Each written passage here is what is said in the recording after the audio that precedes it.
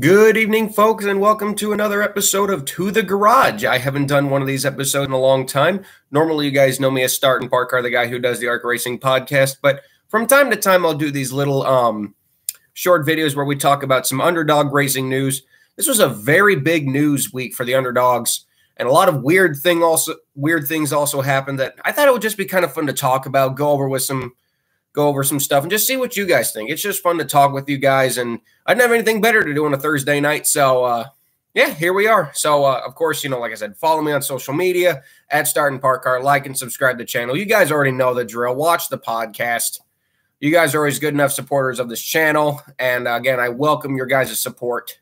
And yeah, let's get right into it, guys, because I don't want to really sugarcoat the intro. Let's just get right into it. So, very news week for the Underdogs. Although, once again, the big topic of discussion for me today was Glory to God Racing, G2G Racing, and owner Tim Vines. About a month, 2 months ago, I think it was around the Nashville weekend. Not the Nashville weekend, but it was around Knoxville, just before Knoxville. We had talked about Tim Vines and G2G and the whole Sonoma. I mean, you could call it a scam. Some people call it a scam. Some people call it a misunderstanding. Depending on which side you're talking to, obviously you're going to get a different opinion. But Tim Vines has kind of been in pretty well the dumps lately. I mean, so to say. He really has been in the dumps the last couple days and couple of months. And it really hit its stride about 3 to 4 days ago. And I don't know if you guys saw it, but he really got into it with some just random Twitter followers, a lot of followers who follow the Start&Park account. So I saw all of this firsthand. And so I wish I could show the pictures, but they don't do it justice.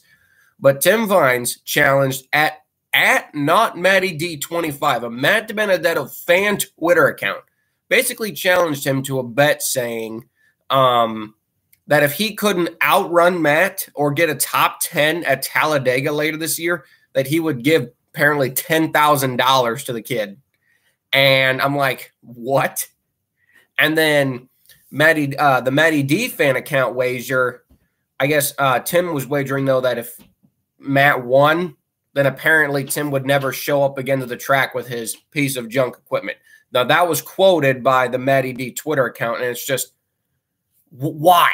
Why would, why would he do that? Why would he do that? Like, why would you openly go on social media? You're the owner of a NASCAR team going out on social media and challenging not even the real Matt DiBenedetto, a fan account of Matt DiBenedetto. Like, I'm not trying to be rude here. I try to root for all the underdog teams, all the underdog organizations, and glory to God is an underdog organization. But when you have like just a reputation like that, when you have like outbursts like that, like a child, and Tim Vines is almost 50 years old and you're acting like literally like a child, how is anyone supposed to cheer for you at that point? And it's really shown, they've struggled to get drivers. I mean, I really think the only reason why Brennan Poole's still driving for them is because he'll pretty much drive anything at this point. I think we can all agree on that. Brennan Poole's not driving anything full-time right now other than for Mike Harmon, so he's going to look for every opportunity he can get.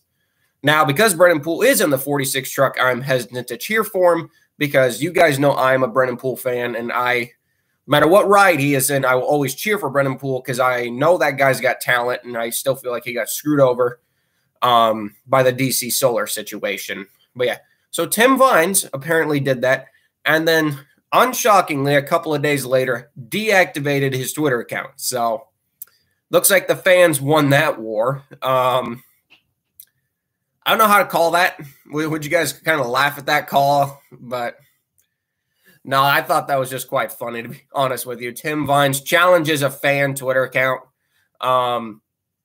Gets so much backlash that less than 3 days later, he deletes his Twitter account. I thought that was quite funny.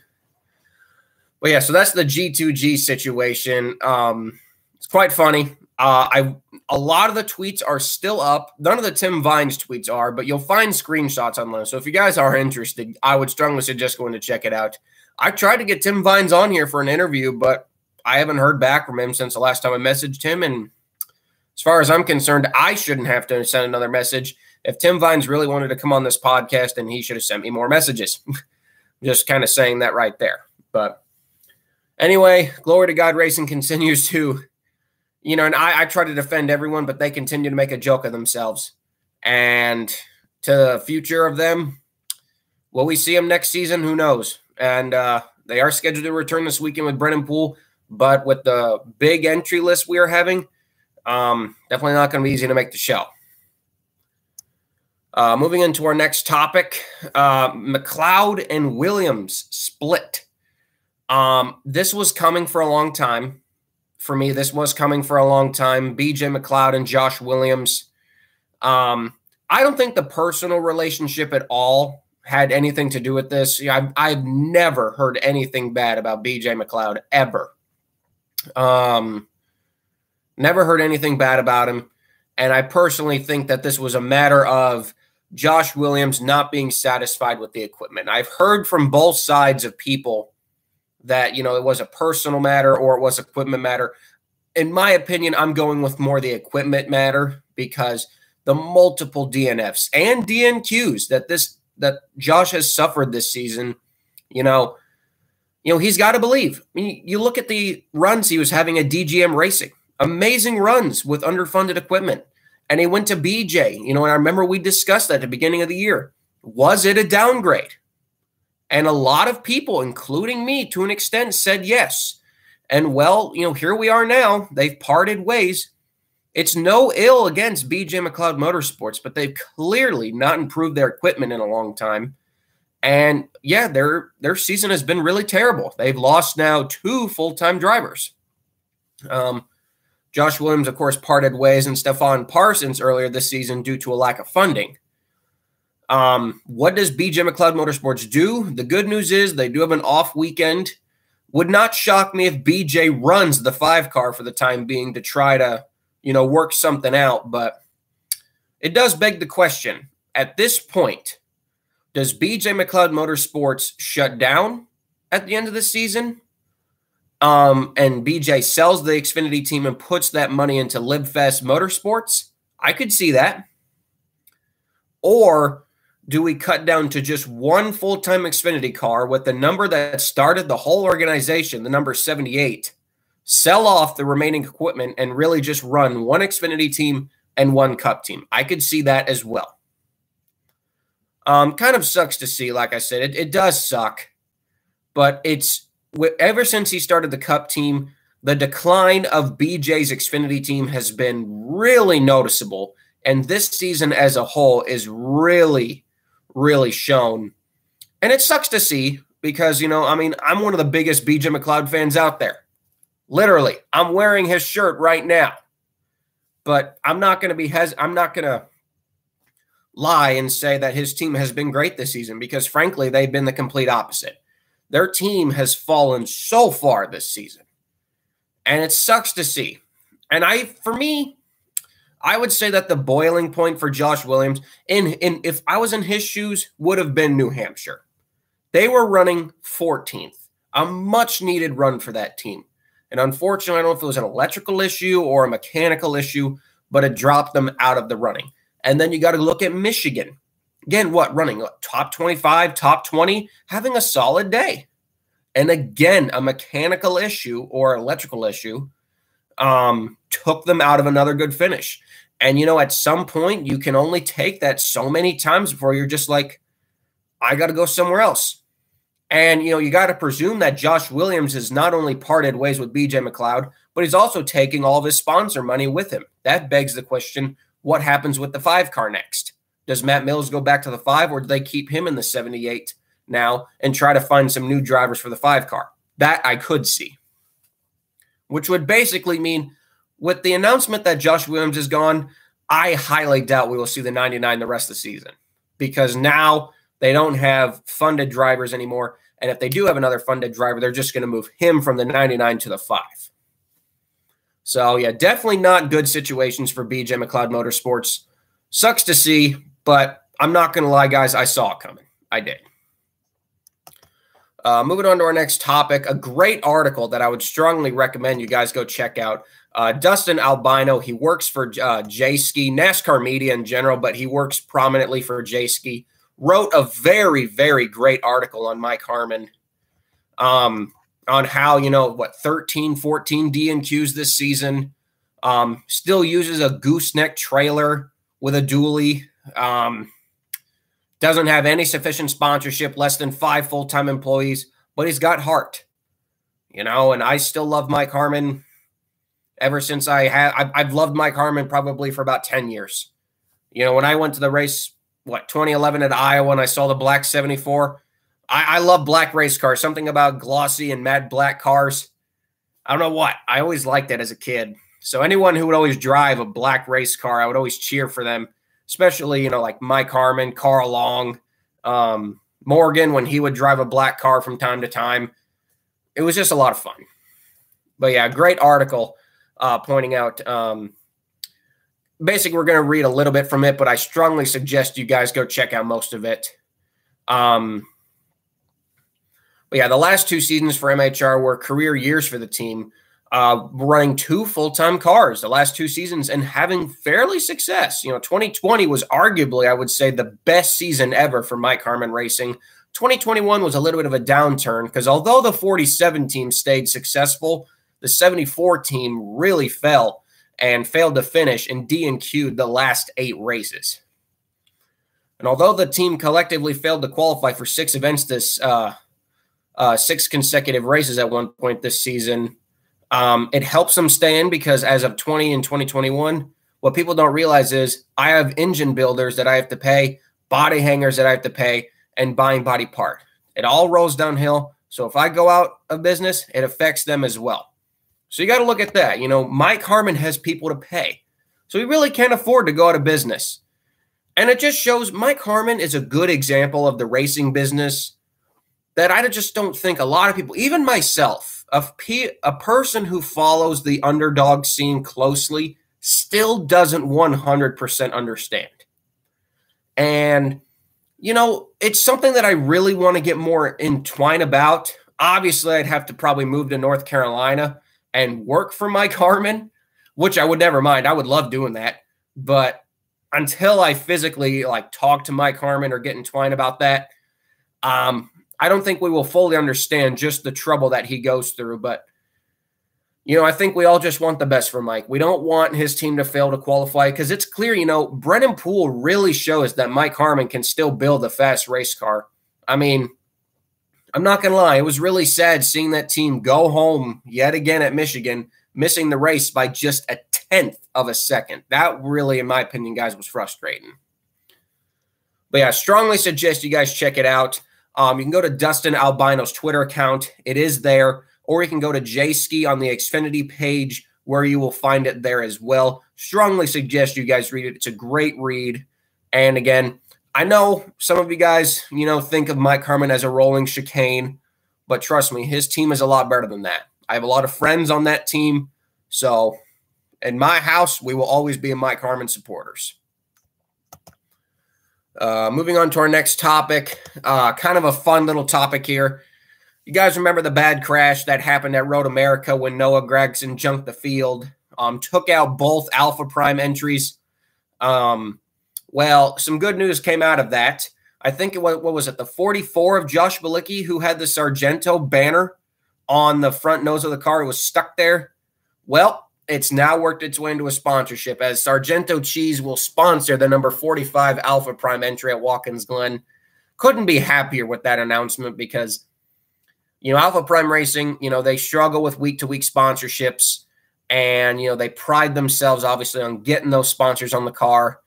And to have Sargento Cheese, which, by the way, #1 cheese, I don't care what any of you guys say, Sargento's #1. It is. You guys can disagree with that, but I think it's #1. It's great to see, though. Any time a lower-budget team gets more and more sponsorship, it's always good to see. And it really just goes to show you, when you look at the Xfinity Series this season, the amount of different sponsorships, even the one-race deals we have had this season. Yeah, we've had trouble getting full-season sponsorships in this sport as of late, with the times of changing with the world. but still seeing so many different companies coming aboard to the Truck Series, Xfinity Series, and even the Cup Series for 1, 2 race, 3 race deals. It's still welcoming to see. Obviously, we would love the days of, the 2000s where, most teams and even most Busch teams still had one sufficient sponsor for the whole season, but we live in a time now that just is not going to happen. Very rarely will you see a team have one sponsor sufficiently for the entire season. But yeah, happy for Alpha Prime Racing and happy for Josh Bilicki. Here's an interesting, our next topic is an interesting topic, so to say. ARCA East for 2023. Yes, sadly, it looks like the ARCA East series will be back for 2023, which, again, I am definitely not in favor of. I think it's really time for that series to go. This year was very hard to watch as the ARCA East standalone races were pretty boring. They were pretty boring. But they might go to Flat Rock Speedway next season. And for that, I say, let's go put that on the main schedule because Flat Rock Speedway is an amazing little short track. It's very small, very, very small. It's only a quarter-mile track. It's in Carlton, Michigan, not far from Michigan Speedway. I do agree, though, it is small, but when you think about it, imagine even just a 25-car ARCA field at Flat Rock. That is more than enough cars to put on a heck of a show. And I know they've Mark Christie from Front Stretch was actually the one who first broke that news, so I got to give credit to him for that. But I really hope that if we're going to have ARCA East at Flat Rock, please make it a combo race. I don't want to see a disappointing 13-car field. Sorry, excuse me there. I don't want to see a disappointing 13-car field there. I would like to see a healthy 20-plus car field there because even at a quarter-mile track, 20 cars is more than enough to put on a good show. And what we've seen this year, ARCA puts on a great show.